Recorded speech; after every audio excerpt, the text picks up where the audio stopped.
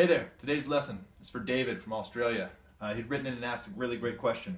Been playing a bunch of scales, been practicing a lot. How come my scales don't sound like solos? When's that going to happen? So I want to take just a few minutes today and talk about that. You're working up you want to play some blues or some rock, you're working up your pentatonic scales, you've been practicing them a long time. They just start to sound like scales. And what you want is you want to be able to have like an expressive sounding solo in any kind of style, doesn't really matter, to be able to improvise. Well, there's a couple things you have to do. The scales are great for building technique and building tone, and also to seep into your mind what the scale sounds like.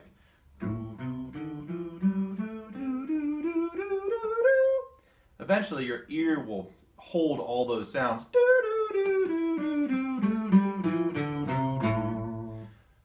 So eventually you move from playing from hearing the notes in the strings to hearing the notes in your heart. Right? And so you're playing from in here instead of from playing from up here, or from playing off of your fingers on the fretboard.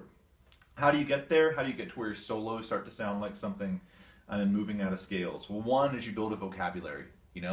If you love rock, if you love Jimmy Page and Clapton, you learn a bunch of their licks, right? And you learn these. Maybe that's a lick you learn. You're like, wow, I like that lick, or the classic. And you put that in your vocabulary, and then when you're jamming out with friends, you start to sneak that out, maybe over just like a blues or something like that. Playing with other people is huge. So you build up a vocabulary of licks, copying music that you like, listening to it or picking up tabs. And the next is just jamming over stuff. So taking the scale and instead of playing it, sing it.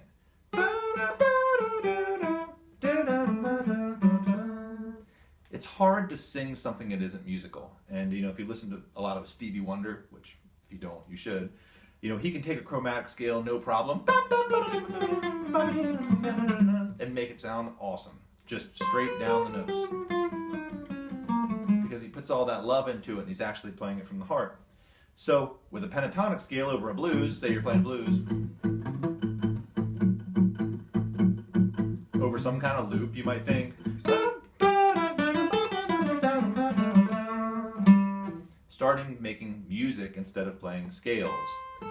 Now I find that even if you play a scale, you can make a scale musical.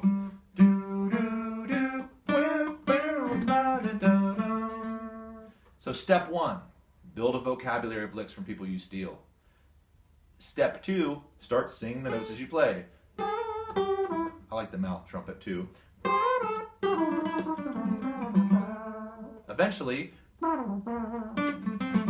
you'll be able to sing them first and then play them back, and move your way around the neck. This is just kind of how we grow into being able to improvise and have a good time with it. I think it's also really good to know that if you take a lot of great jazz players and the great improvisers that can do these crazy improvised solos that you just are like, whoa, it's so amazing. Many times they can play that same solo back to you because they are pulling from a bag of licks and tricks and sounds and how well they know how the instrument works. That it's often not just poof out of nowhere. It's a lifetime of learning sounds and phrases and melodies that you can then express on the guitar in the moment, or on any instrument in the moment. I think that's a really important thing to remember. So switching your sound from scales,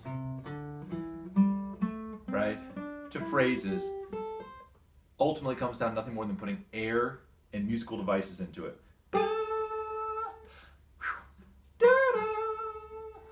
Breathing. Maybe some tricks, some slides.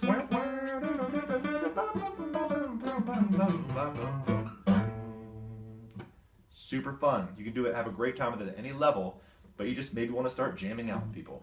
So David, call up some buddies, have them come over and play some blues, or All on the Watchtower in A minor, that's another really good one, and start practicing your scale, not as a scale, but as from your voice.